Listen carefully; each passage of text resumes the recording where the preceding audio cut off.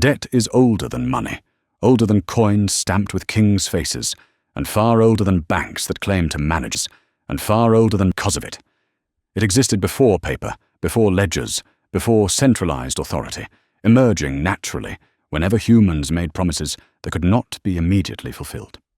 5,000 years ago, long before numbers ruled the world with cold precision, people already owed each other things they could never fully repay.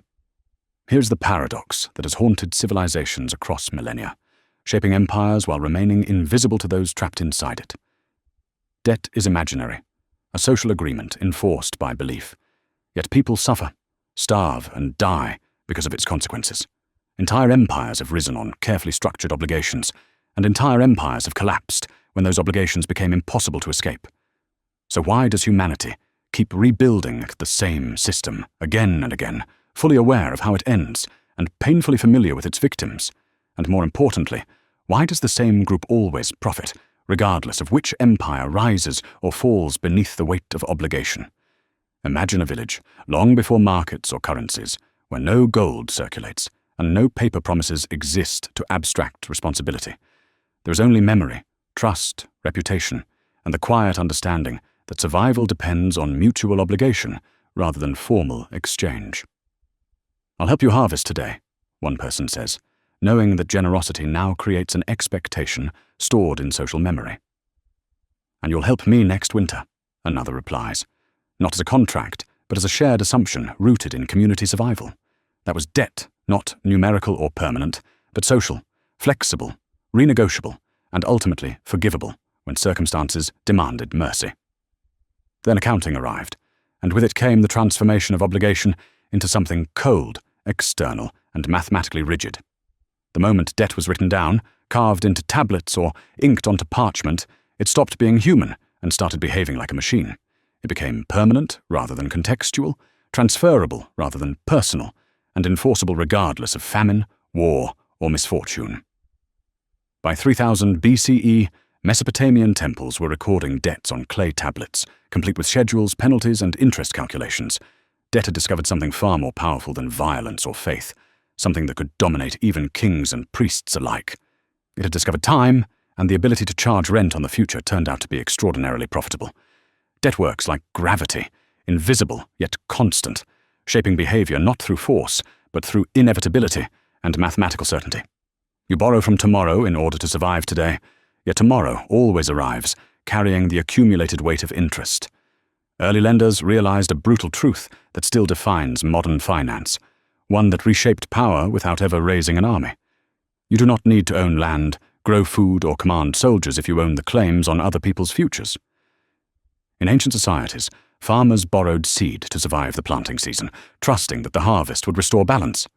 But one missed harvest, one drought, one illness, and the arithmetic quietly destroyed everything they had built.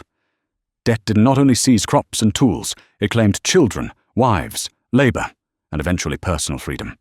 Entire populations slid into debt slavery, not through conquest or violence, but through equations that allowed no mercy. Kings eventually noticed that excessive debt created social instability, revolts, and armies with nothing left to lose.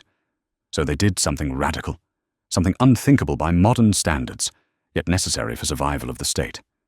They erased it, wiping the ledgers clean and restoring balance through deliberate acts of systemic forgetting. These were debt jubilees, clean slates, full resets of the economic system, carried out not from kindness, but from fear. They understood that societies collapse when obligations exceed human capacity, and that mathematics alone cannot rule people indefinitely. Then Rome changed everything, not by rejecting debt, but by transforming it into a weapon of political control. Rome did not erase debt during crises. It enforced it harder, allowing creditors to dominate both law and governance. Debtors lost rights, land consolidated into fewer hands, and small farmers disappeared from the economic system. As land concentrated, armies weakened, citizenship hollowed out, and Rome began collapsing from within long before invasion arrived. Rome did not fall first to barbarians. It financially hollowed itself until it could no longer defend what remained. Centuries later, medieval bankers refined a lesson Rome never fully mastered, turning debt into a tool of statecraft. If you control debt, you control kings, because wars are expensive and pride always outruns treasury reserves. Kings borrowed to fund wars. Wars generated more debt, and debt justified permanent taxation on entire populations. By the 17th century, debt stopped being a temporary emergency measure and became the primary product of the state. Modern nations were built not on gold or silver reserves, but on promises to pay later with future labor. Unlike ancient rulers, modern governments never declared jubilees, choosing optimization over forgiveness. Today, debt is everywhere, embedded so deeply that escape feels unimaginable rather than impossible. Governments roll debt forward indefinitely, corporations refinance it endlessly, and individuals drown quietly beneath it. Student debt, medical debt, mortgage debt, each one binding future labor to past necessity. The system no longer collapses dramatically. It stretches, slowly, quietly, extracting value without visible catastrophe.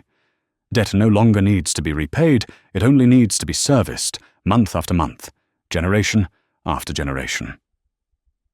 That is the true invention, not money itself, but the mechanism that never requires resolution. A machine designed to extract value indefinitely, without ever owning the thing from which value is taken. It is history's most profitable design, refined across centuries of trial and collapse. Debt was never just money, it was always a moral claim, a story about obligation, power, and legitimacy. Ancient societies feared excessive debt because they understood its destabilizing force. We normalized it, abstracted it, and optimized it until it disappeared into everyday life. They reset the system when it threatened survival. We optimize the extraction when it threatens stability. So here is the uncomfortable truth, hidden beneath centuries of progress and sophistication. Debt is not broken. It is working exactly as intended.